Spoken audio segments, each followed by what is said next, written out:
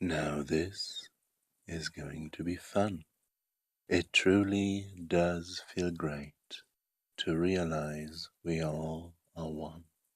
So we shall meditate. This meditation's rhyming verse describes a paradigm of us inside this universe, adrift in space and time. It's nice that we can simply start by recognizing how a check of every body part can help us be here now. We feel our bellies and our heads and just become aware our arms and hands and feet and legs are feeling everywhere. Between and through them circulate our bloodstreams to refresh the oxygen that activates awareness in our flesh. And as we slowly breathe, we find that doing so can draw us into a more present mind to feel the moment raw. With every breath we take and leave, we clear our inner eyes and fully, lucidly perceive each second passing by. Our mindful, meditative selves grow out of living meat and help our bodies stay in health by finding what we need. So let's do that now. Let's explore and see what's to be found outside our bodies. There is more. Let's take a look around. Unless we're blind, we're free to see. Unless we're deaf, to hear. And realize we're utterly surrounded by what's here.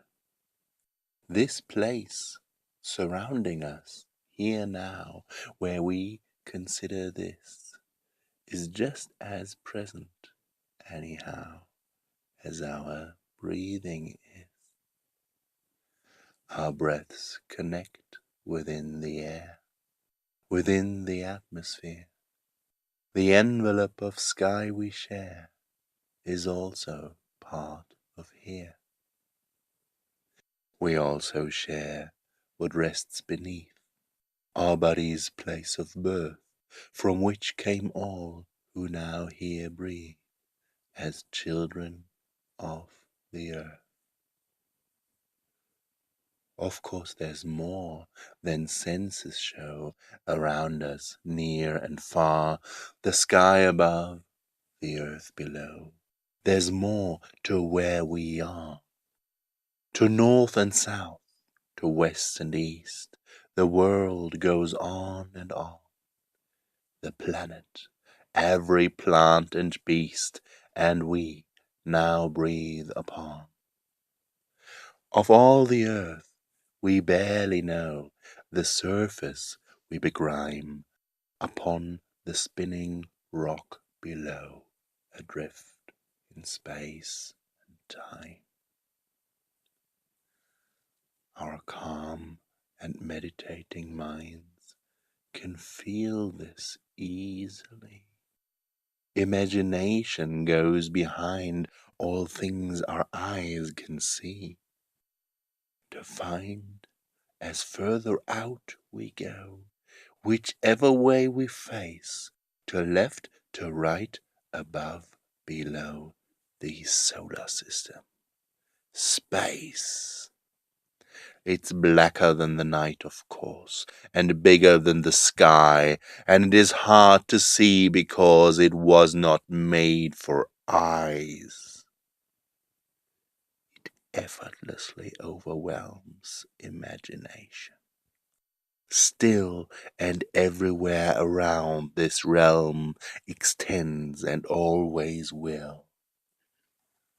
Around us all and every one we've met or ever can extends the system of the sun, that dwarfs all realms of man. Out there, all human joy and strife and knowledge matter not.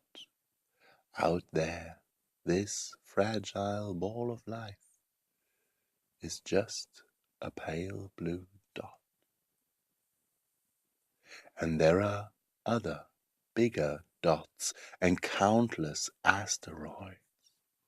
This earth is one among a lot around us in the void. Yet all of them combined appear like specks of dust compared to one enormous, blazing sphere, the center that they share. 1,000 times as ponderous as all that circles it. It radiates, splendiferous and indiscriminate. It weighs 333 times, 1,000 times as much as Earth, which seems like mere debris, a tiny circling smudge. There's hydrogen inside the sun that lets it shine so bright by burning up 4 million tons per second, fuse to light. This fusion forges helium and other specks of dust that constitute the medium from which grows life like us. But near the sun, its gamma rays and heat do not allow life smart enough to be amazed at what is true here now. And further out, it stays too cold for molecules to toy with games of entropy that mold the life that we enjoy. While outermost, in blackest night, drift frozen rocks so far, to them our splendid sphere of light looks like another star. We're lucky Earth is temperate, or life could not have spawned. This planet would stay desolate, and all of us unborn. As fully as we do depend on Earth that we live on, we also clearly understand we're children of the sun. And yet the sun, though all must spin around it, merely is a rare domain of light within a yawning black abyss. In outer space, surrounding us, lie distances too great for us to easily discuss or even contemplate. For space is mostly nothingness around us, everywhere. The freezing dark is limitless in empty space out there. Of course, there is some gravity that massive things impart, and maybe some dark energy that pushes them apart. But nothing's there to hear or see or smell or taste or touch. I'm trying to imagine we can think of nothing much.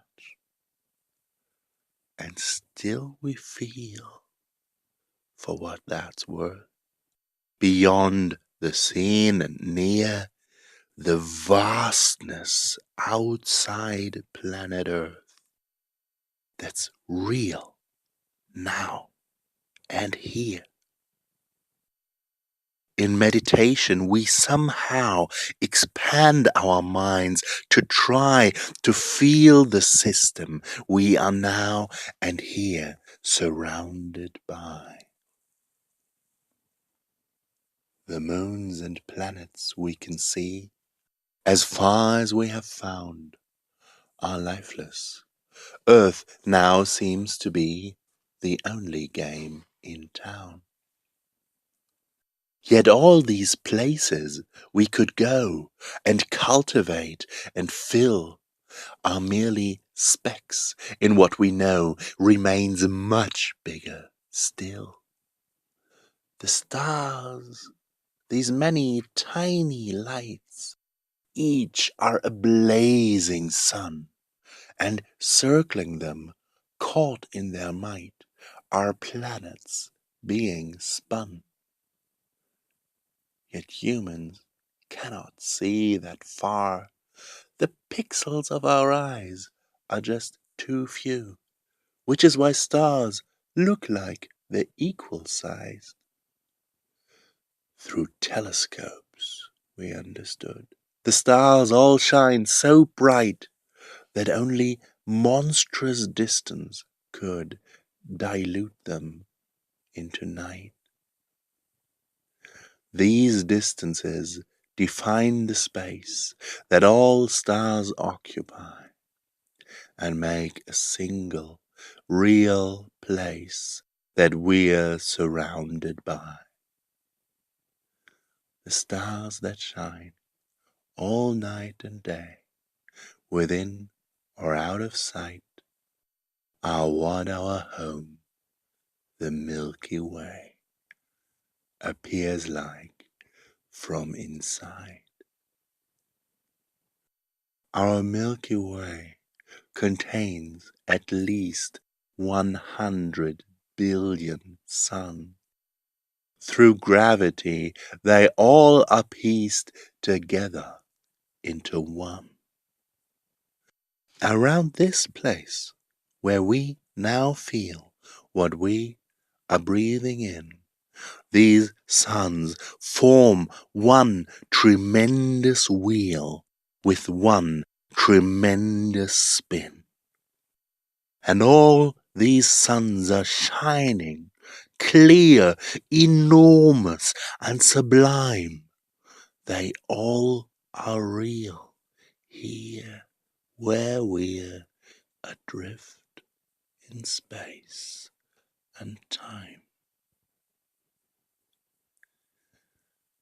Unmoved by beings such as we, on Earth, our small enclave, the stars around us now will be the stars around our grave, except for those which have gone through their hydrogen supply and end as all things someday do, for even stars must die. And some, much bigger than our sun, burn brighter still and must explode one day, when they are done with making light and dust. These supernovas, as we call them, burst stupendously. Some can outshine the sum of all stars in the galaxy. With their magnetic fields unfurled, their yields annihilate or sterilize abundant worlds that life might populate.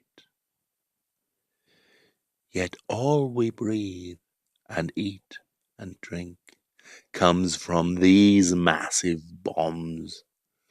We're supernova dust that thinks about where it came from. And since the stars have made the clay that led to our birth, we're children of the Milky Way, as are the sun and earth. But supernovas are quite rare. 3 times per century does one of them explode somewhere within our galaxy. Yet many supernovas do each second detonate in all the galaxies, whereto we now shall escalate 1,000,000 times much further out than all the Milky Way. More galaxies are shining proud around us here today. These galaxies, each huge and wide, much like the one we're in, outnumber all the stars inside our home and origin. Around where we consider this, whichever way we face, drift billions of these galaxies right now, right here in space. We realize with utter awe and know beyond all doubt, beyond this world are trillions more that we could learn about. And almost all of them must be absurdly far away in ultimate reality beyond the Milky Way. From here, where our bodies stay, imagination climbs through further outer Milky Ways, adrift in space and time. And through the emptiness between, in almost all of space, where not a single star is seen, in almost every place. And meditation does allow our minds to feel it all, to feel the universe that now surrounds us as a whole. Despite all suns that intersperse this dark continuum, most places in this universe are total vacuum, and therefore atoms are quite rare, yet trillions of them have condensed into the flesh we wear that draws this very breath. 2/3 of atoms in us are still hydrogen, which sprang into existence not in stars, but back in the Big Bang. For all the time since time began, as entropy made space, each traveled an enormous span to meet here, face to face. Through vacuum and solar flame, they found their way somehow, and we, as that which they became, thus came to meet here now. Through all we breathe and drink and eat, they travel and endow with nutrients the living meat in which we meet here now. The atoms that we are traverse all space and time, which means we're children of the universe, and we have always been. The atoms in us met before, and they will meet again, compelled by universal law, out in the there and then. One endless cosmic maelstrom, age-old and ever new, is where we all are coming from and where we're going to. The knowledge we are made of dust compels us to admit the universe is in us just as we are within it. From here we may arise to see and claim as our own the secrets of reality just waiting to be known. And so we know the infinite is absolutely real. It's here, it's now, it's intimate, this vastness that we feel. Whatever else is true for us, we'll always know this rhyme. We'll always know we're made of dust, adrift in space and time.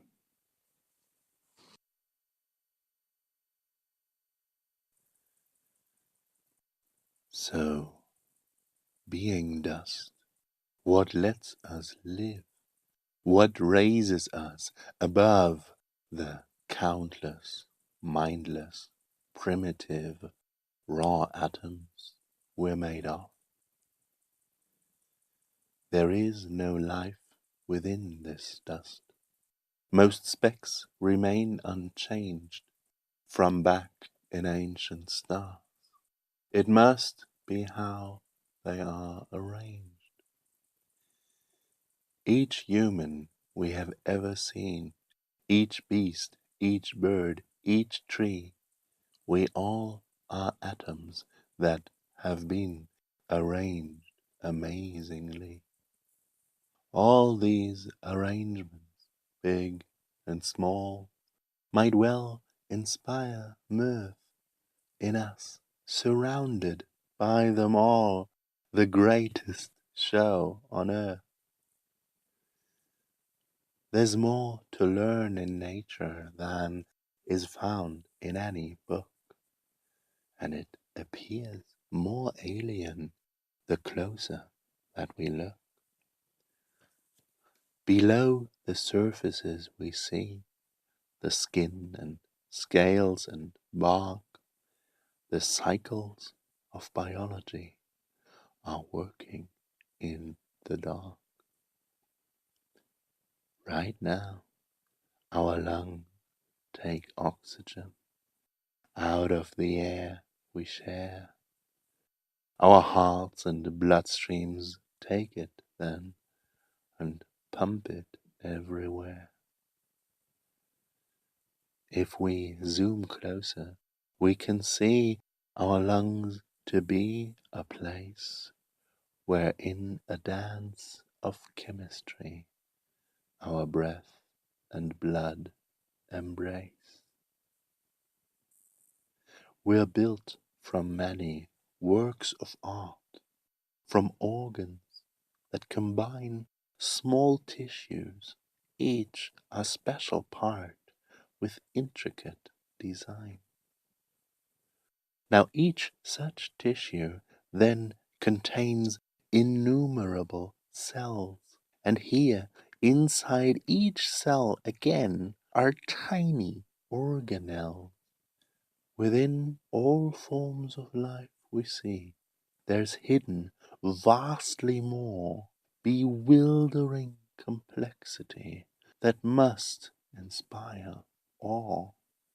The stars we see through telescopes are big and bright and far, but we find life through microscopes yet more spectacular.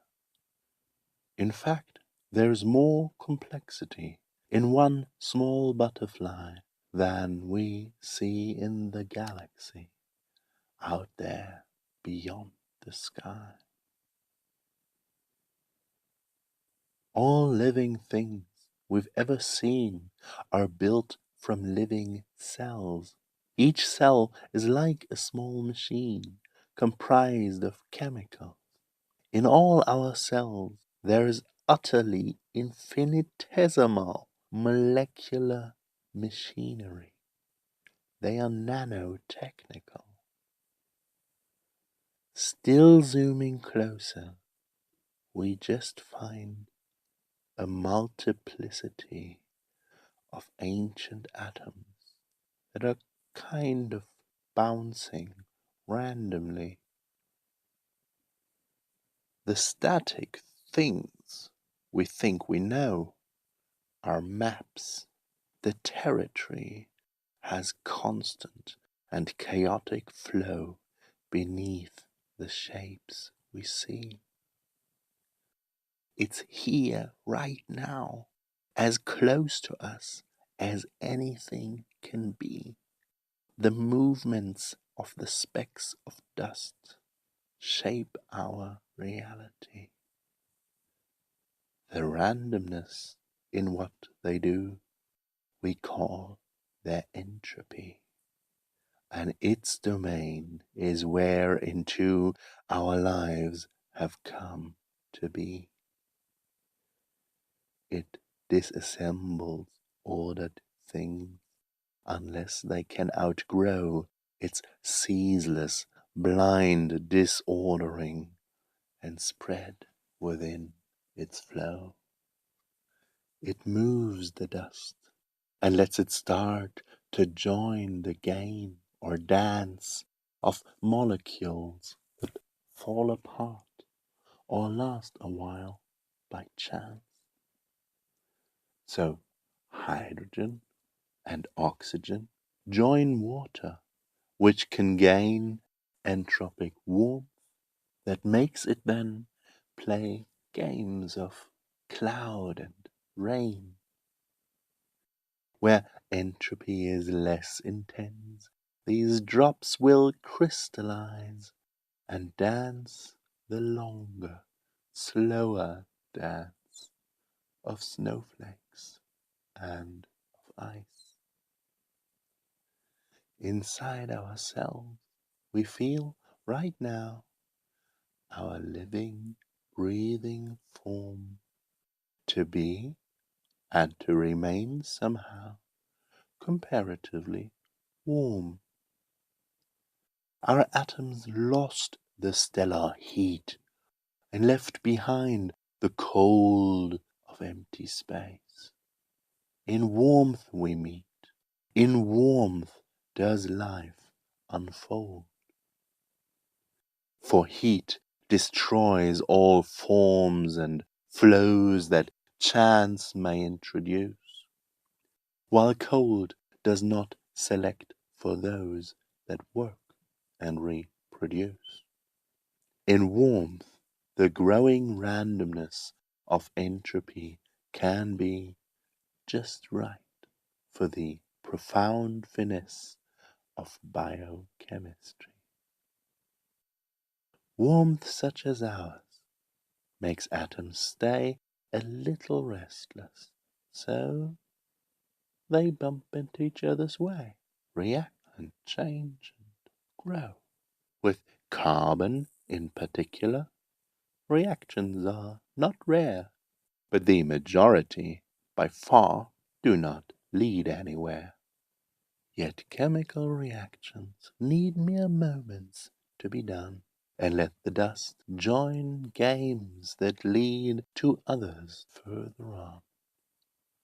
So given lots of time, mere chance must sometimes foreordain that specks of dust will start to dance along reaction chains. Around 4 billion years ago, on Earth, a warm, wet sphere reaction chains began to grow, the paths that led us here. In chains of random chemistry, the molecules that they unite can in their unity join bigger games to play. In some, the flow of molecules could circle and arrive in lasting cycles that grew tools to multiply and thrive. In them, the games that entropy forever plays have come to let emerge biology that all of us grew from. We're built from this, from cyclical and still ongoing games of atoms and of chemicals that do not know our names. These games take place in everything, in every breath we take, are trillions of them happening. All cells in us partake. A cell is what we call games far too numerous to count, sustaining one shared reservoir that holds the whole amount. Here, games that build each other spin a membrane to engulf them all. A greater game begins, a game that builds itself. Thou molecules can't learn or feel. The cells they joined into have learned to sense and eat and heal as in us now they do. The games inside them match and fit each other. They create each other's necessary bits and thus self-replicate. The largest, DNA, has space like memory to hold stored information. That's a place for new games to unfold. From codes that cells store in there stem large hosts of proteins that build us here to carry them. We call these codes our genes. Cells need to harvest energy to fight their slow decay by ever-present entropy and thus keep death at bay. Some games can help the cells with this. Hence, some cells now include microbial photosynthesis that harvests light as food. Cells work so well that everywhere we look now, they are found. On every surface, in the air, and deep within the ground. They are the winners that remain. The losers are all dead. Life born to entropy's domain must die if it can't spread. These cells competing, growing rife for countless years on end, turned Earth into this ball of life to which we now attend. Once single cells were all there was, but some of them became much bigger forms of life because they joined still greater games. In unity, they found new ways to gain more energy and grow within the fertile space we humans call the sea. With size, forestalling entropy becomes much more complex. But life invented, brilliantly, a game that does it. Sex. Sex tests and recombines the genes that parents contribute, makes novel progeny, and screens resulting attributes. And genes that happen to succeed in making progeny will travel in them and proceed through time and entropy. In each of us, now breathing here, are genes that long have gone through many generations.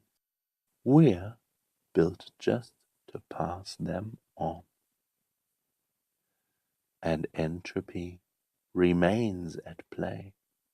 All life that it has bred, however complex, must obey its rule that things must spread. To do this, cells must organize and function as a whole, so they have nerves which harmonize their work on common goals. One common goal is to explore new places, which is why some sea-born creatures left for more, for land and for the sky. And thus arose the multitude of Earth's whole biosphere that fills us with this gratitude we feel for living here. Yet now the human species shapes this world, and that transpires because a recent bunch of apes played cooking food on fires. This gave them much more energy, and they could use these gains to breed descendants such as we, with big and playful brains. With playful brains, we understand the games of entropy that played us into being, and can play them consciously. With growing knowledge, we can trace all aspects of our lives to games that built the mental space wherein this knowledge thrives. At every scale, we see again so many things that draw upon each other. We might then think that's design or law, and yet no law or plan exists. Mere chaos has let on each scale some lucky games persist that others built upon. Now we join into greater games that may outlast us all, including laws and wealth and claims of states that rise and fall. Great games like science, or the arts, or cities, or machines, we hope will help their human parts, like bodies help their genes. And in a sense, we all are one gigantic global game of interplaying games begun without a plan or aim. That's true. And yet, one brain can't grasp it all. It's too immense. One can but try and fail and gasp at life's magnificence. So, human brains invented speech, and writing to transport what brains would want to share and teach each other useful thoughts. By sharing thoughts, we operate like large connected minds that ponder and accumulate the knowledge that we find. The thoughts we share help harmonize our work on common goals and join in ways to organize the knowledge we control. This knowledge helps us build new games that let us dive and fly and even let us ride on flames to pierce the waiting sky. We humans know there's so much more surrounding Earth, the stars. We're curious and can't ignore how unexplored they are. The games of entropy coerce us still. We must diffuse to roam this playground universe and put it all to use. One day, self-replicating ships will from this earth be hurled to leave on interstellar trips and spread from world to world. In but a short few million years, such ships can easily spread many daughter biospheres throughout the galaxy. And yet, no other life comes here. The sky we watch looks still. No life is spreading. Maybe we're the only life that will. But probably out there we'll meet life stranger than our own. Life made from something else than meat, by games as yet unknown. And all we'll find and understand can join in what will be still greater, cosmic, truly grand, new games of entropy. One day, all worlds our ships can reach shall learn to live and care, for we have many games to teach to all the dust out there. We are rare among the stars that drift around us, we who live. We hold this strange and special gift this planet has to give. Let's now unveil this gift and see it unify somehow the many games of entropy and make them one here now. The gift of life is incarnate in every one of us who now here breathe and meditate between those worlds of dust. The deepening tranquility of meditative rest lets us behold the mystery with which we all are blessed. In all of us a unity, sustained by games that run in all their multiplicity, makes out of many one. within us now. The interplay of games in us gives rise to one uniting process they are part of and comprise. It's present simultaneously in both our hands and feet, and every cell within the 3 dimensions of our meat. This process keeps proceeding forth through all the time it thrives, in every moment in the 4th dimension of our lives.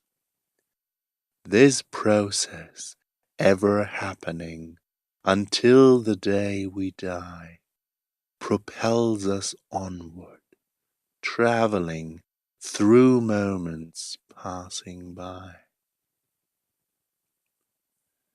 The now we now experience is one ephemeral, brief point in lives that, in a sense, are 4-dimensional.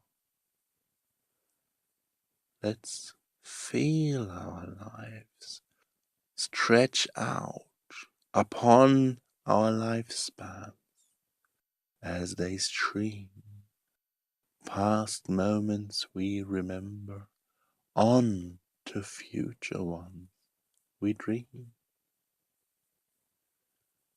As simply as we breathe, we know this life we now here feel has travelled some short while ago through moments just as real. There was a moment we arrived at this place here somehow. Since we were there and we survived, our lives include that now. The lives we lead have streamed right through this day, and so we can now trace along them backwards to the time today began. Our lives extend beyond today, beyond what's now and here. We feel them stretch through yesterday, last week, last month, last year. Where have we been 5 years ago? What did we feel and do? In all the moments we still know, and all the others too. Our lives include these moments, and yet we are not confined to single moments. We extend and grow through time, entwined. Through every moment we have seen, a single process thrusts. The momentary selves we've been are all just one, just us. Relaxed with mindfulness and ease, we effortlessly can go past our oldest memories to where our lives began.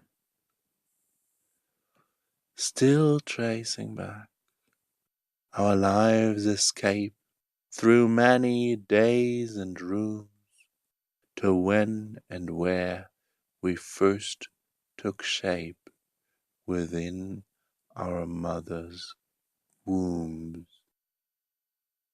Before we could live separately, our lives have all begun, protected in a pregnancy, when 2 lives lived as one.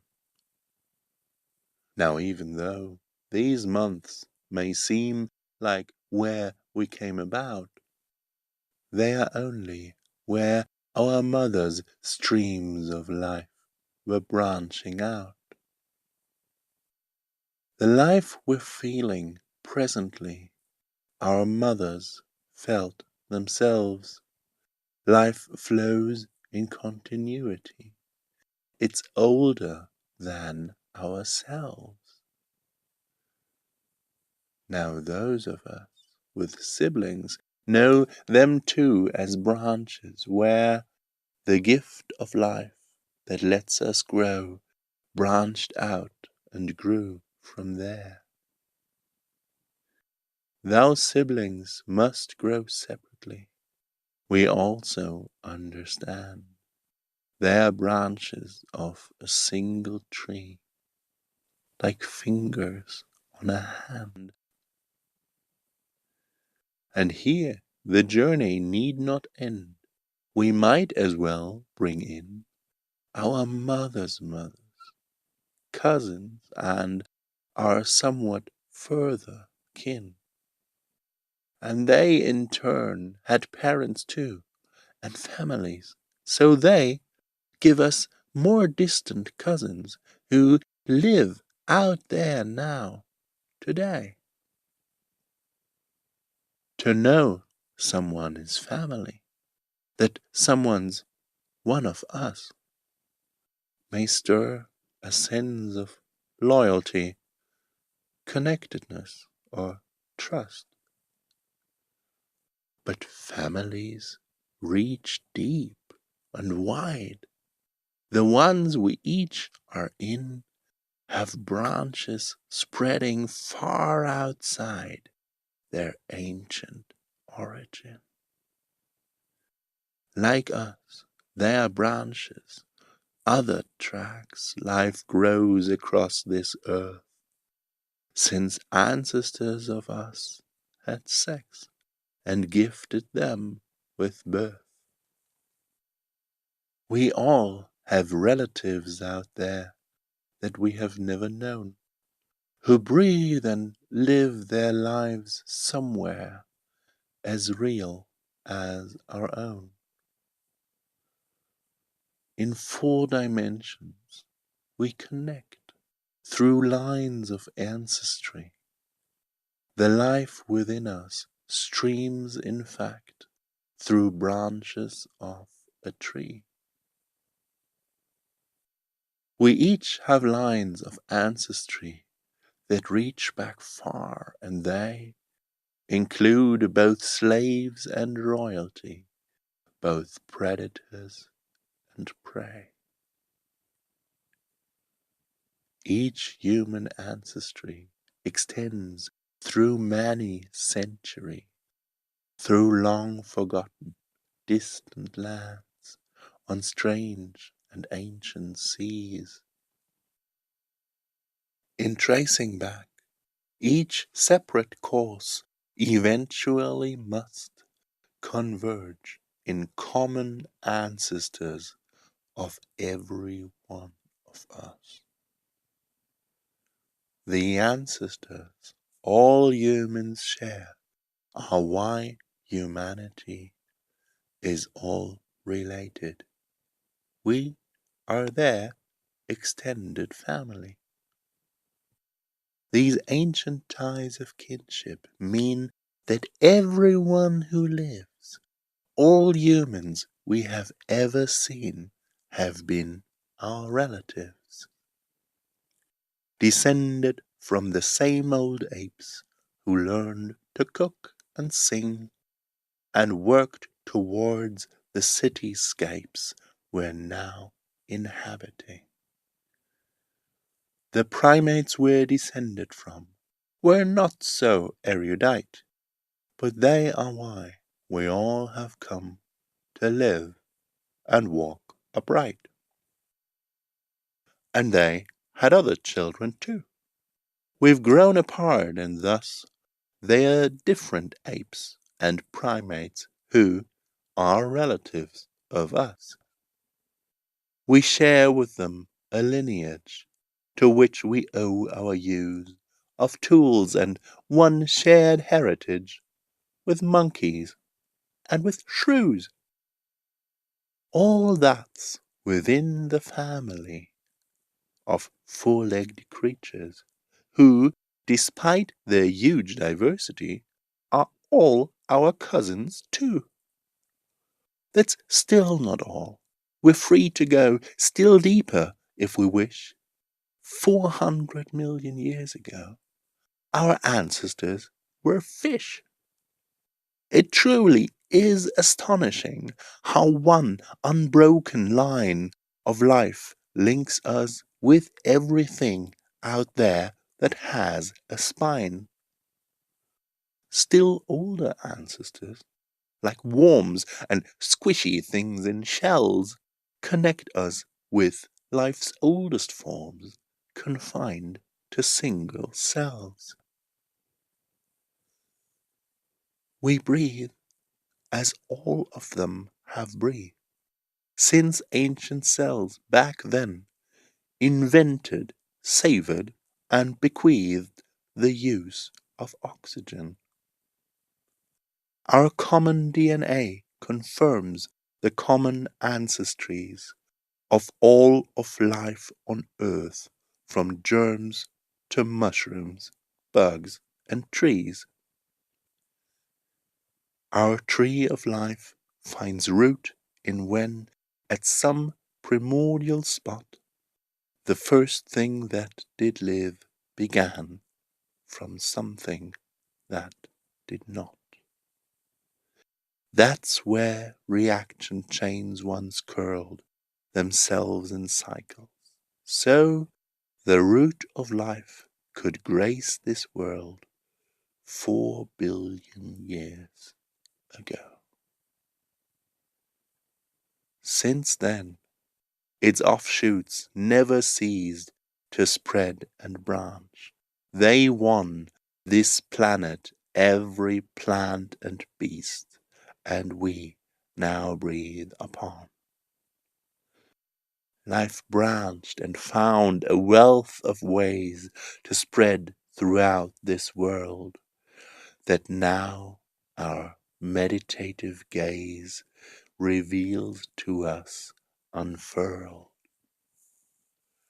All life is one big family, comprised of everyone. 4 billion years of history, of species come and gone. So when we meet, we are pretty much just parts of one big form, like branches of a tree that touch each other in a storm. In 4 dimensions, life is one forever branching force, small parts of which have now begun to understand its course. The present seems to separate life's branches like a knife. Beyond it, we who meditate here now are all one life. This life that breathes in us just leads far beyond the small lives led by every one of us. Let's try and feel it all. Life's countless branches can be found within the boundless seas, upon and deep within the ground, and flying on the breeze. What lives in them is life itself.